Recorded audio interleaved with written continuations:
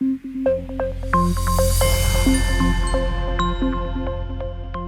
right, we're still talking about the effect and we're still talking about regression. What is regression again? Now remember, regression is a shape-fitting procedure. It's a line-fitting procedure. We pick a shape, and then what regression does is it picks the best version of that shape that could possibly fit our data. Which sounds pretty good. We get the best version of a shape, but we still have to pick the shape. And sometimes if the shape is a bad shape to do, if it doesn't make sense for the data that we have, then we will get back a bad result. Even the best version of a bad thing still is a bad thing. And so if we're doing ordinary least squares sort of by default, sort of the most basic version of it, that shape that we are fitting is always going to be a straight line. However, some relationships are not going to be described well by a straight line. So here is an example. Here's a graph of some data, and you can see if you look at the data points, clearly there is not a straight line relationship going on there, right? The points are at a curve, and if we try to fit a straight line to them, as we're doing on the left there, it'll give us the best version of a line it can possibly do, but it's still going to be a pretty bad fit because this relationship simply is not well described by a straight line. What if we could fit a nice curvy line like we have on the right here? Well, then that brings us to the topic of transformations. If we want to fit a non-straight line, if we have a relationship where the relationship between the variables is not represented by a straight line, sometimes we can fix this problem and still get a good fit with regression by simply transforming the variables such that maybe we don't have a straight line relationship with the original data, but maybe we do have a straight line relationship with the transformed data. And then that will solve our problem for us. Now, there are a number of transformations that are quite popular in statistical analysis. I cover a few of them in the book. There are more even that I do not cover, but we're going to focus on the two that you will most commonly see, especially in the world of causal inference and regression analysis. And those are polynomials and logarithms. So let's start with polynomials. Now, polynomials are a way of allowing a certain amount of curviness into your relationship. And what a polynomial is that you're simply adding additional powers of the variable to your model. So for example, this is a regression model that we've seen before, right? It's just a straight line. We could also call this, instead of a linear model, because there's a linear relationship between x and y, right? If you increase x by 1, y always goes up by the same amount, beta 1. That's a straight line, the slope never changes. You could also call this a first order polynomial, because what it includes is x to the power of 1 and nothing else. What if we add a second order term, right? This regression model includes a second order polynomial, also known as a quadratic. It includes both x and x squared. You don't want to leave the x out, you gotta have both of them. Now this is a straight line component and a squared component. You can recognize this as sort of being like a parabola. Although if we zoom in far enough and only look at part of it, it's not going to curve back in on itself necessarily. So instead of having a straight line relationship, now we will allow a slight amount of curve to that relationship, which will allow us to fit a curvy relationship. We can keep going. We can add a third term to get a third order polynomial, or a cubic. This will allow us to get even curvier. Whereas parabolas allow for a curve, a cubic allows for a curve and then a curve back in the other direction. You can keep going. You could add a fourth order term for a quartic, fifth order term for a quintic, and so on and so forth. But I would say you're pretty much always going to be fine with the first three. After that, you don't want to get too wild with it for a couple of reasons. It makes your model kind of get weird if you have too many polynomial terms. So you don't want to just add them willy-nilly. But if you do have a curvy relationship, then yes, representing it with a polynomial is a good idea. Now, when we fit a line like this, right, what we are getting is not a straight line, but a line with some squares and cubes in it, which allows for some curves. And so we can fit a curved relationship.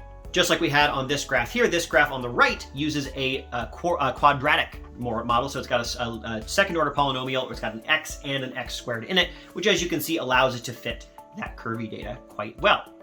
Now, in this case, we can see on the graph that the relationship is very much curvy and we need a polynomial. Another good way to think about this is by looking at the residuals of the model. If you look at the model on the left there, you can see that the residuals are definitely above the line consistently at the start, then they dip below, and then they come back above. That's not great, right? That suggests there's a relationship between the residuals and the x. Uh-oh, we don't want that. Because remember, one of the assumptions that we need to make about the error term is that it is unrelated to x. But here, clearly, at low values of x, the residuals tend to be high. In the middle, they tend to be low, negative, and at the top end, they tend to be high again. We don't want that. This is a relationship between the residuals and x, and what we're really worried about is the relationship in the error term and x, but it's still not a good sign. So if you take the residuals of a model and you plot them out, you should not see a relationship between the residuals and x. And if you do, that might be an indication that you might want to use a polynomial to get rid of that relationship. So here's a graph that just looks at the residuals for that same data either fit with the model on the left with a straight line or fit with a polynomial term on the right. And so we can see the residuals from this model. And you can see that on the left, there's a pattern left in the data, right? If you looked at this, you could say, oh, it looks like those residuals are changing along the x-axis, which you don't want, which might be an indication that you would want to add a polynomial term. And if you do that, in this case, if you add a quadratic, if you have a quadratic model, then you get the residuals on the right, which clearly has no relationship whatsoever. That's exactly what you want. So we have a model with polynomial terms in it. How can we interpret those polynomial terms? Well, things get a little bit dicey in the sense that you can no longer just look at one coefficient and know the effect of x. You can't do that anymore. Once x shows up in more than one place in your model, you need to consider all the places that it shows up in order to properly interpret the effect of x. And even weirder is that there is no single effect of x, and there shouldn't be, right? If you look at the relationship between x and y, what is the effect of 1 unit increase in x on y? Well, it's the slope of the line that we fit. And the slope in a model with polynomial terms is changing all the time. And so what our slope is, what the effect of x is going to be different at low values of x, middle values of x, and high values of x. How can we find the value? Well, you take the derivative. You write out the equation. So here's an example with a cubic model. And you say, well, I want to know the effect of a 1 unit change in x on y. Well, what's a good way of describing change? You take the derivative. You take the derivative of y with respect to x. You write out that derivative. It's usually not that difficult of a derivative to take. This is like intro calculus stuff. And here what we have is the derivative of y with respect to x from a cubic model. What do we get in this particular case? We get beta 1, which was the coefficient on x, plus 2 times beta 2 times x, and beta 2 was the coefficient on x squared. And we also get 3 times beta 3 times x squared, right? And you can see where this derivative comes from. If you just look at the original, you take the derivative, you get the second one. Now notice that x is in this equation, right? This is the effect of x. This entire expression is the effect of x. And so if I want to know what the effect of x is, I have to pick a specific x to have the effect at. If I plug in 0 for x here, I can say that the effect of x on y is just beta 1. All those other terms will drop out. And so what I can say is, at a value of x equals 0, the effect of x on y is whatever I estimate beta 1 to be. But for anything else, I need to calculate it directly. So if I say, well, what if I want to know the effect of x at x equals 1?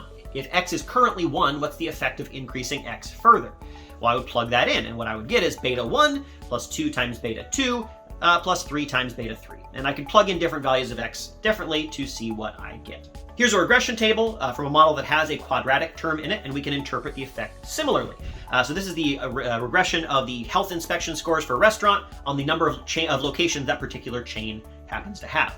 So we get a coefficient of negative 0.08 on the number of locations itself, and then we get a coefficient of 0.0001 on the number of locations squared. How can we get the effect of the number of locations? If you compare two different chain restaurants, one of which has one more location than the other, what's the effect on the inspection score? What's the association with the inspection score? Well, we would take the derivative. We would say, okay, the inspection score is equal to the negative 0.08 times the number of locations plus 0.001 times the number of locations squared. Take the derivative of that, I'll get negative 0.08 plus 2 times 0.001 times the number of locations. I can plug in any value that I want to get my effect. So if I'm looking at, say, 1,000 locations, what would I get? Well, the effect of a 1 unit increase going from 1,000 locations to 1,001 locations would be negative 0.08 plus 2 times 0.001 times 1,000. If I calculate that out, I get the effect of going from 1,000 locations to 1,001 locations on the inspection score. You can see how different this would be from if I picked a different x value. So if I'm looking at the number of locations at 0 or 1, let's say, what's the effect of going from 1 location to 2? Well, that would be negative 0.08 plus 0.0001 times 2 times 2, which is a much smaller number. So you can see the effect of x on y definitely varies across the range of the x-axis, as it should. That's what a curved relationship is trying to tell us, that the effect is going to be different at different values on the x-axis. All right, that is how we can work with polynomial terms, right? We can add a polynomial in order to allow the relationship between x and y to be nonlinear, to be curvy. We might do this in order to get rid of a pattern in our residuals, which we definitely don't want a pattern to be there. We don't want those residuals to be related to our x variable.